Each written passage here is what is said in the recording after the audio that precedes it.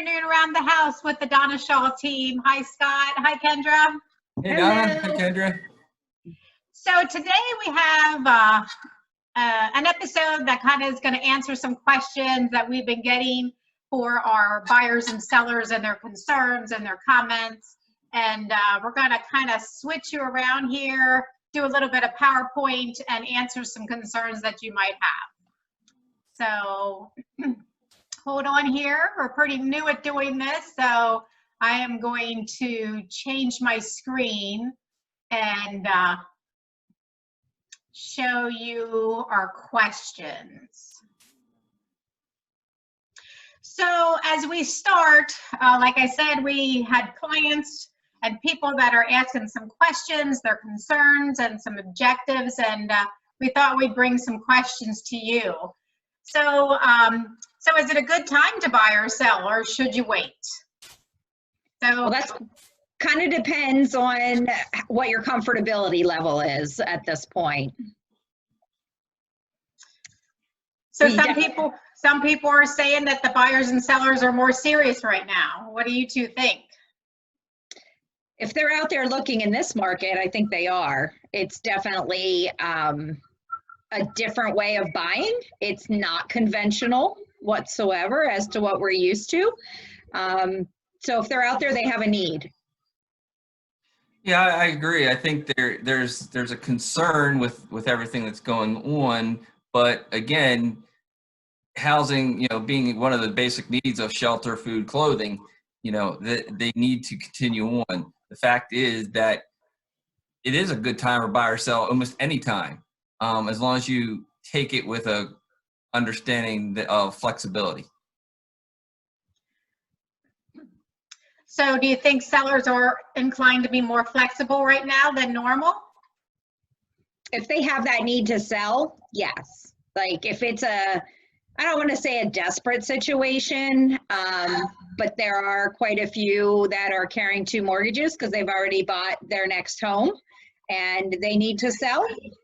Or maybe they're relocating or need to go to a nursing home or something of that sort, and they need those funds to make their next move to whatever they're headed towards.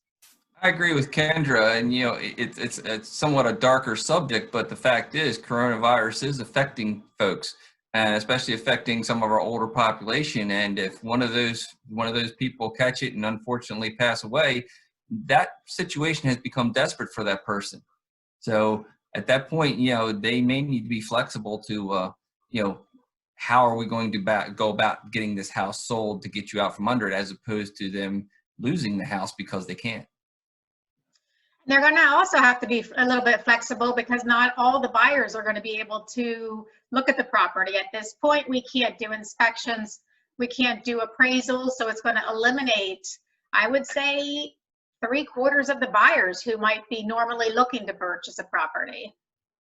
Well, I think they're also going to have to understand as a seller that they're going to have to do a little bit more work with us to get it sold. They may have to host a virtual tour and actually physically tour the buyers through the house on their own through video. And that's a whole new experience for all of us because that's not typically how we do business. If we do virtual tours, usually us as the agents are just walking them through.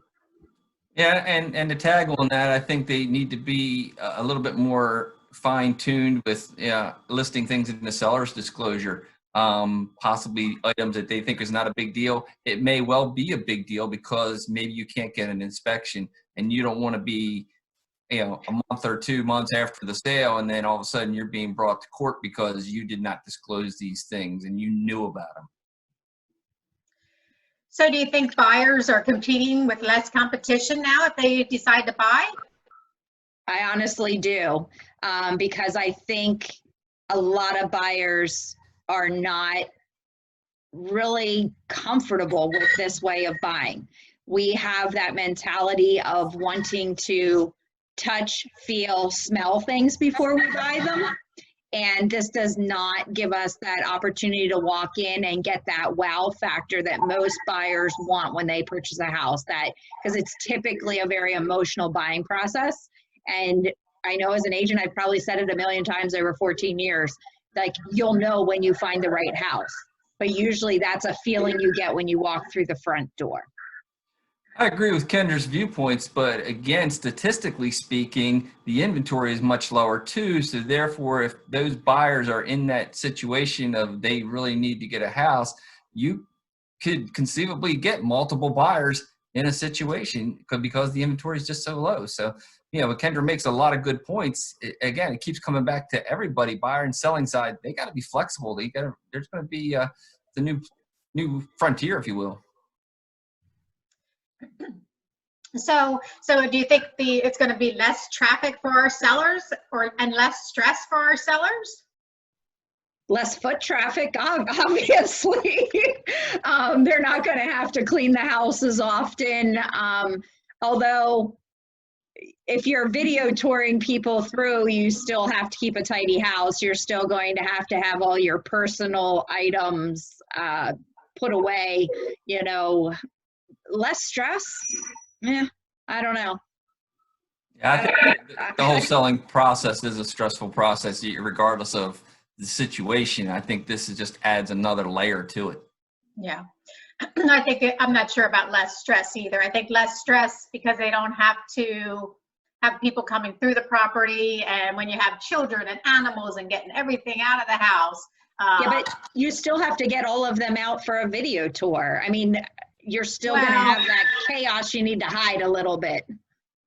Yeah, it'll be just a little bit different for sure. So the next question is, so how do we actually see a house if you're a buyer? You're looking for a property. Do we peek in the windows and see what's going on? Well, obviously, you know, to what Kendra was speaking about earlier, there's, you know, virtual tours where hopefully you have, you know, sellers that are able to do their own filming, if you will, because obviously as agents, we're not allowed to go in there. We're not allowed to send photographers in there. So, you know, you're kind of dependent upon the skill set of the seller. But again, as a buyer, you know, yeah, you have a lot less to go on. Well, Scott, I do think we have insight to a photographer that does have a waiver right now from the governor. So hopefully we will still be able to get some photography done for our own sellers and video done. But there again, with photography and video, you're seeing what people want you to see, not everything that is there. So you have to almost analyze a house differently. You need to really microscope that seller's disclosure. You need to ask the right questions. And that's what we're here for, to help you walk through all of that and hopefully get as much documentation to make an educated decision. So virtual showings and open houses, I think, you know, at least we won't be able to do open houses because we can't be there, but we surely can do virtual showings through Zoom. You know, I think the three of us are very savvy with Zoom, and we would be able to have our buyers on the call and the sellers and have those video tours as well. What are your thoughts? I agree. The open houses, I'd like to see one of those before I would even present it. You know, that would put a lot of people on a call at one time, but the virtual showings, I think at least gives you that one-on-one and allows you to ask the questions that you would want to ask, because once again, the seller would be hosting that.